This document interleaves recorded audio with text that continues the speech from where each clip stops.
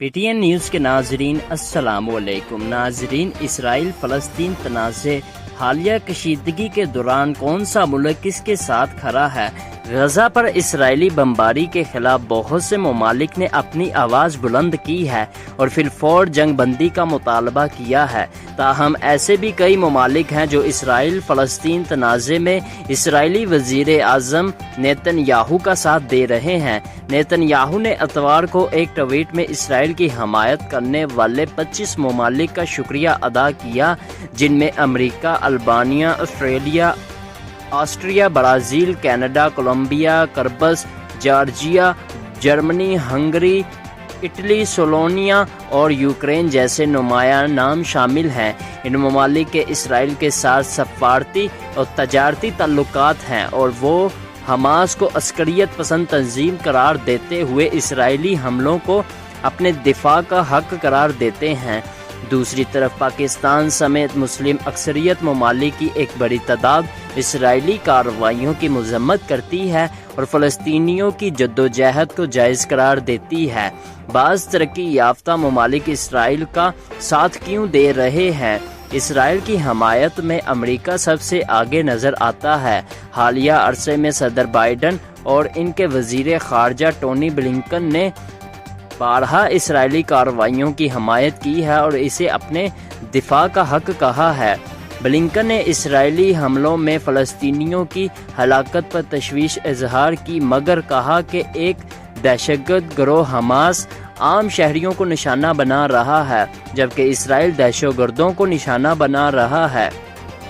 اتوار کو سلامتی کونسل کے 15 رکنی اجلاس میں تقریباً تمام ممالک نے دونوں فریقوں سے مطالبہ کیا کہ تناؤ ختم کریں، تاہم بعض ترقی یافتہ ممالک کے نمائندوں نے اسرائیل کی جانب سے اپنے اور اپنے شہریوں کے دفاع کے حق کی حمایت کی، مگر ساتھ ہی یہ بھی تسلیم کیا کہ اسرائیل اس تنازع میں طاقتور پوزیشن پر ہے اور اس کے مطابق اسے خود سے اقدامات کرنے چاہیے۔ امریکی نمائندے نے اس موقع پر کہا کہ امریکہ صرف اس صورت میں اپنی معاونت فراہم کرے گا کہ اگر دونوں فریقین سیز فائر کی طرف بڑھتے ہیں۔ اس کے جواب میں چین کے وزیر خارجہ نے امریکہ سے منصفانہ موقف اختیار کرنے کا مطالبہ کیا ہے۔ انہوں نے کہا ہے کہ امریکہ کو بین الاقوامی برادری کے ساتھ مل کر سلامتی کونسل کی حمایت سے کشیدگی میں کمی کے لیے کوشش کرنی چاہیے۔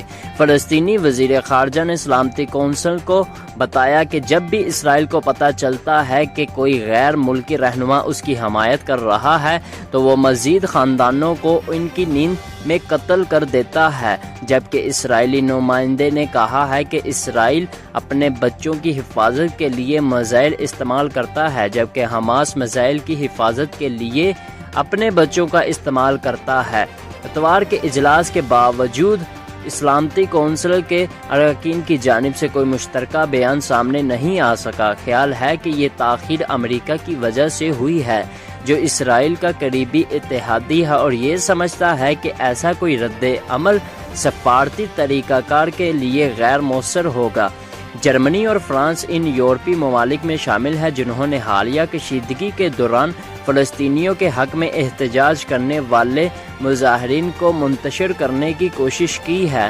جرمن چانسلر انگیلا مرکل نے کہا ہے کہ ان کا ملک اظہار رائے کی آزادی کا دفاع کرتا ہے، لیکن اپنی جمہوریت کو یہودیوں کی مخالفت کرنے والے مظاہروں سے متاثر ہونے نہیں دیں گے۔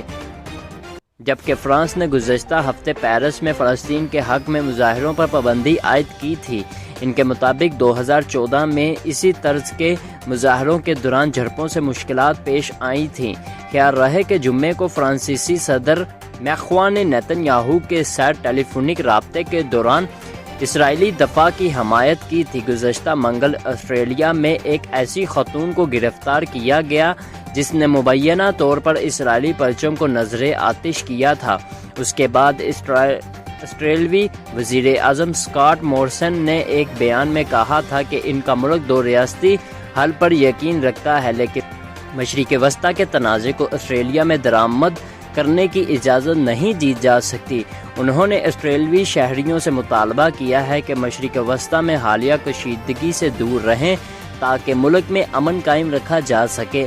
اتوار کو کینیڈا میں اسرائیل اور فلسطین کی حمایت کرنے والے دو الگ احتجاجی مظاہروں کے درمیان جھڑپوں کے بعد پولیس نے آنسو گیس استعمال کر کے مظاہرین کو منتشر کیا۔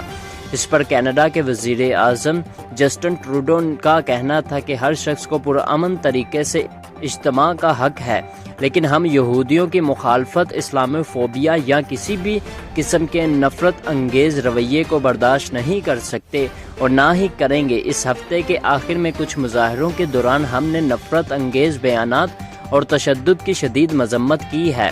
اسی دوران کینیڈا کے بعض سیاسی حلقوں نے جسٹن ٹروڈو سے مطالبہ کیا ہے کہ کینیڈا کی جانب سے اسرائیل کو ہتھیاروں کی فروخت روک دی جائے۔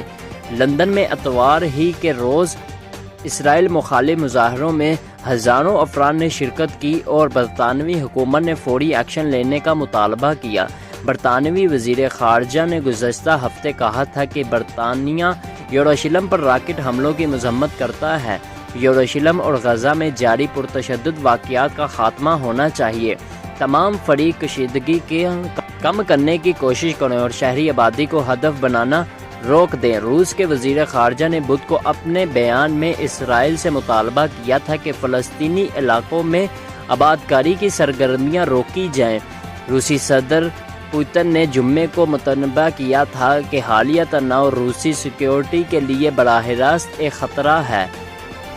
ہم معصوم شہریوں کے قتل کی حمایت نہیں کرتے۔ اسرائیلی وزیر اعظم نیتن یاہو کے ٹویٹ میں بوسنیا کا پرچم بھی شامل تھا اور اسرائیل نے اپنے دفاع کا حق کی حمایت پر اس ملک کا شکریہ ادا کیا تھا۔ تاہم بوسنیا کے حکومتی عہدیداروں نے دو ٹوک الفاظ میں اس کی تردید کرتے ہوئے کہا ہے کہ وہ معصوم شہریوں کے قتل کی حمایت نہیں کرتے۔ بوسنیا کی وزیر خارجہ بصریرہ نے سوشل میڈیا پر جاری ایک بیان میں کہا ہے کہ ان کا ملک صرف اسرائیل فلسطین تنازع کے حل کے لیے قیام امن کی کوشش کی حمایت کرتا ہے۔ امن و استحکام تشدد کے ذریعے ممکن نہیں۔ ہم معصوم لوگوں کی ہلاکت کا باعث بننے والے حملوں کو فی الفور روکنے کا مطالبہ کرتے ہیں۔ انہوں نے مزید کہا ہے کہ ہم دونوں ممالک کے ساتھ مل کر کسی حل کی حمایت کرتے ہیں کیونکہ صرف مذاکرات ہی پائیدار امن قائم کر سکتے ہیں۔ ہم ان اقدامات کی بھی حمایت کرتے ہیں جو پرتشدد کی لہر کو روکنے میں معاون ثابت ہو سکتے ہیں۔ دوستو ہمارے چینل کو سبسکرائب کر دیں تاکہ ہماری آنے والی ویڈیوز بر وقت آپ تک پہنچتی رہیں۔